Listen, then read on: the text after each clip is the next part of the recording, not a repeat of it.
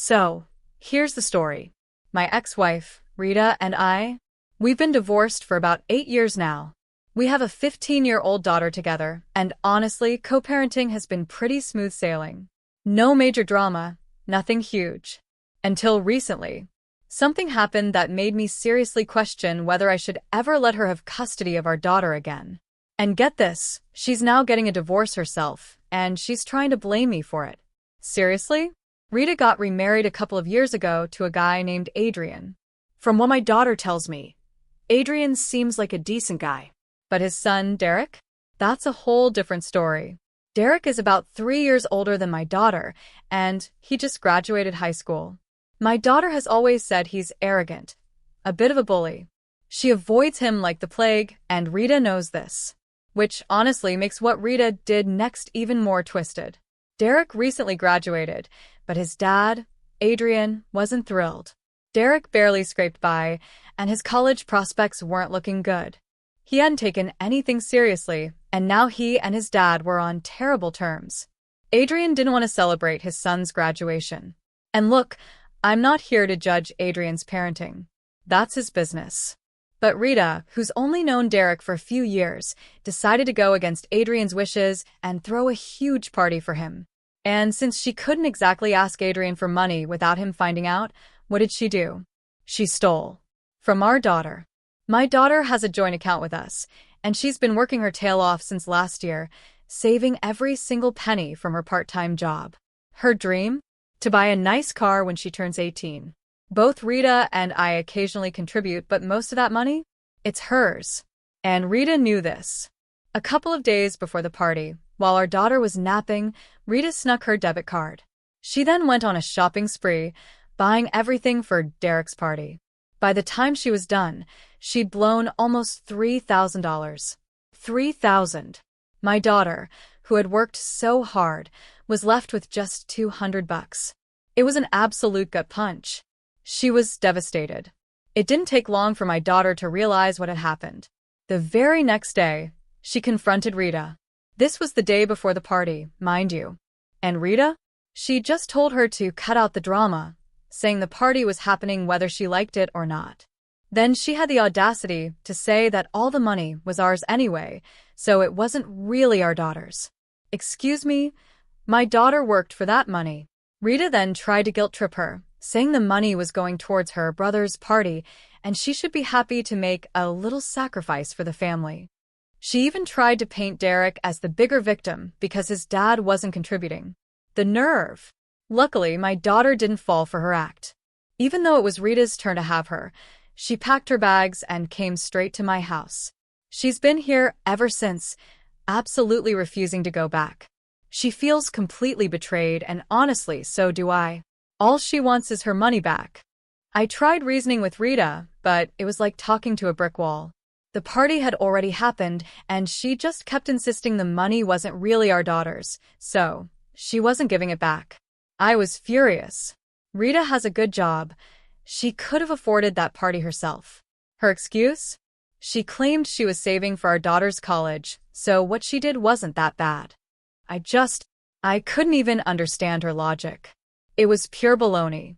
After days of fighting, with Rita still flat out refusing, I knew I had to try something else. So, yesterday, I reached out to Adrian. I found him on Facebook, sent him a message explaining everything. I apologized for bothering him, told him how upset my daughter was, and politely suggested he either convince Rita to pay the money back or make arrangements himself. Within hours, he replied. He was mortified. He had no idea this was how Rita had paid for the party. He immediately offered to send the money, and he did, right then and there. Finally, some relief. My daughter and I were both still fuming at Rita, though. We agreed we wouldn't speak to her until she apologized. But then, this morning, the real drama began. Rita showed up at my house, screaming her head off, accusing us of ruining her marriage. Apparently, after I messaged Adrian, he went home and blew up at Rita. He was already mad that she'd thrown the party against his wishes, given Derek's terrible grades and behavior. But finding out she'd stolen from my daughter to fund it? That was the final straw. He called it unforgivable, humiliating. He told her he wanted a divorce. And now she's blaming me? I told her that whatever was happening to her, she'd brought it on herself. But she just got more enraged, accusing me of being jealous of her happiness, trying to ruin her marriage because I was supposedly still hung up on her. I literally rolled my eyes. We'd been divorced for years. I even attended her wedding. These accusations were baseless, and frankly, I was getting fed up. I told her to leave, but she wouldn't. She insisted she wasn't going anywhere until I called Adrian and told him it was all a big misunderstanding. She wanted me to fix her mess. I refused, of course. That just made her crazier. She started stomping around, screaming that she wasn't leaving until I fixed what I had damaged. She was cursing, acting like a total psycho. I started feeling genuinely uncomfortable. I kept telling her to go, but she just wouldn't. Eventually, I had to warn her. If she didn't leave, I'd call the police. That's when she completely broke down, sobbing uncontrollably, falling to the floor. "This is all your fault," she wailed. "And now you're threatening me with the cops?" The whole thing was bizarre. She was so unstable. Then, the final straw. She started mumbling about how her biggest mistake was marrying me and having a daughter with me, and how we were both ruining everything for her. I could handle her attacking me, but the moment she dragged our daughter into it, I snapped. I told her, loud and clear, that she wouldn't have to worry about me or our daughter being part of her life anymore. I was going straight to my lawyer, and I was filing for full custody. And given everything, I was sure our daughter wouldn't mind, and neither would she.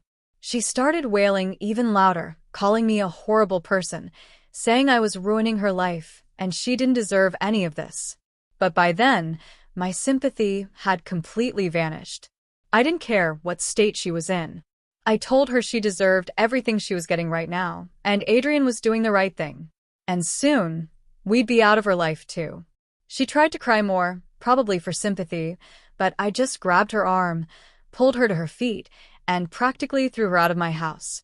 It was a little rough, but I had to. Now she's texting me nonstop, saying I should be respectful and understanding given everything she's going through. I don't know. Am I the jerk for telling her she deserved to be left by her husband and throwing her out? Update 1 asterisk. Hey everyone, thanks for all the comments. I've decided to block Rita. Her behavior has been so stressful lately, and honestly, I think it's in everyone's best interest for me to file for full custody. I talked to my daughter, and she feels the same way. So I've reached out to my lawyer. My daughter also told me that Rita wasn't just bothering me with her endless messages about how we should be kinder to her. She was sending the exact same guilt trip messages to our daughter. How she feels entitled to kindness after what she did, I have no idea. But we've both blocked her. Her behavior that day was truly unstable and scary. I don't want anything to do with her anymore. I really think there's something wrong with her. Whatever it is, it doesn't concern me personally, but since our daughter is legally supposed to spend half the month with her, it does concern me. I know she's going to throw a massive tantrum about the custody filing, but I'm not backing down. We've always been on good terms, worked through disagreements, but lately, I just don't know what's gotten into her. Adrian leaving her speaks volumes. I had a tiny bit of doubt about the custody thing, but after reading her comments and reflecting, stealing from our own daughter like that, it wasn't a spur-of-the-moment thing. My daughter has spending limits. Rita probably had to call to modify them. I don't even know my daughter's card code, so Rita must have gone through her diary or something. This wasn't impulsive. That's the scary part. Okay, so I spoke to my lawyer, and we filed for full custody a couple of days ago. I don't think she's been served yet, but I'm already dreading it. But something else happened today that's even more shocking. Adrian paid me a visit this evening. It was strange, we're not friends, and with the divorce, I figured we'd have no reason to talk. So I knew it had to be important. And that's when I found out Rita was recently diagnosed with bipolar disorder. Apparently, her behavior had been strange for a while. Adrian insisted she see a professional a few months ago, and that's how they got the diagnosis. Not great news, but it explained so much of her irrational, unstable behavior. Here's the kicker, though. She refused to take her medication, and she was skipping therapy sessions. Her therapist even tried to contact Adrian, who had requested to be kept in the loop, but Rita had blocked the therapist's number from his phone. And it gets worse. The party she threw for Derek?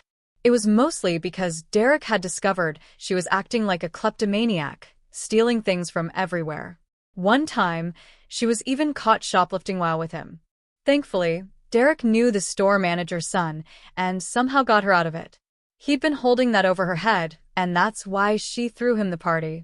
Adrian only found out recently, from Derek himself, who felt guilty about everything and confessed he'd been pressuring Rita. He had no idea it would lead to all this. So, that's probably why Rita stole from our daughter. Maybe for the thrill of it, or to avoid having to use her own money and risk Adrian finding out about her shopping habits. Whatever her reasons, one thing is clear. Rita is not stable. She has no business being around our daughter right now. Adrian told me all this because of our shared custody. He also felt incredibly guilty about leaving her in such a bad state. But he had no choice. This was starting to affect his son, who's already struggled since losing his mother 9 years ago to severe depression after a cancer diagnosis. Adrian couldn't let history repeat itself. I reassured him he was doing the right thing for his child. Our kids only have us, and we have to prioritize them. After our chat, we both felt a bit better. He'd already filed for divorce. And when I told him I'd filed for custody, we acknowledged it would be tough for Rita, but we had no other options. I do feel a little bad that it's all hitting her at once, but I'm hoping her parents will be there for her. They'll need to handle her emotions, which I know will be all over the place when she finds out I'm keeping our daughter until Rita gets herself together. I don't mean to sound self-righteous, but she really needs to focus on getting better for her own sake. And I truly hope she does. Update 3 *. So, Rita's mother called me today. Rita had been served with the papers, and she's been absolutely devastated. My ex-mother-in-law was crying on the phone, and I felt awful for her. I tried to explain why I had to do this, narrating the whole story, including everything Adrian told me. I thought she'd be shocked, figuring Rita must have left out a lot of details to make herself look good. But to my surprise, she already knew. Rita had confessed everything to her parents, the bipolar diagnosis, the stealing, her inability to stop. My mother-in-law said Rita felt terrible but just couldn't help herself. She said Rita needed help, not just professional help, but emotional support, and that we were abandoning her. She even said she felt betrayed, and it was cruel of us. For a second, I was annoyed. Why was she trying to make Rita the victim when we were also victims of her behavior? But then I paused. I tried to see it from her perspective.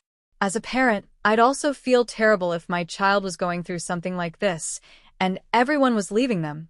I have a daughter, so I could understand that feeling, at least partially. But I also told her that even she, in my position, wouldn't change her mind.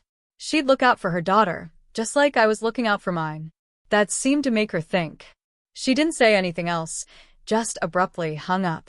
I don't know what to make of it, but I'm hoping things work out for everyone in the end. Update 4 *. It's been almost a year since my last update, and wow, a lot has happened. Rita ended up getting divorced, and despite putting up a fight, she lost custody of our daughter. My daughter wanted to stay with me, and the court agreed.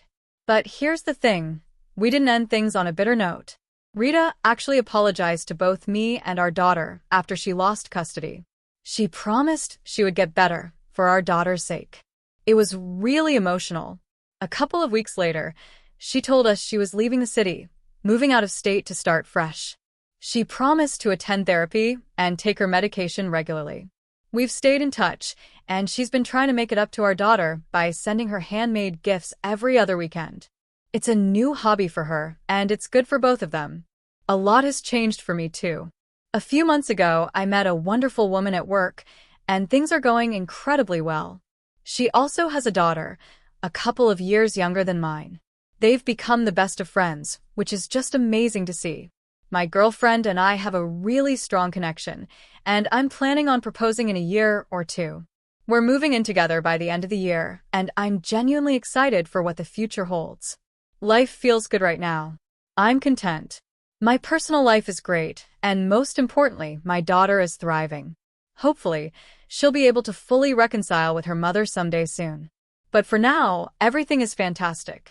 Thank you guys for all your incredibly supportive comments and messages. It truly means a lot to me.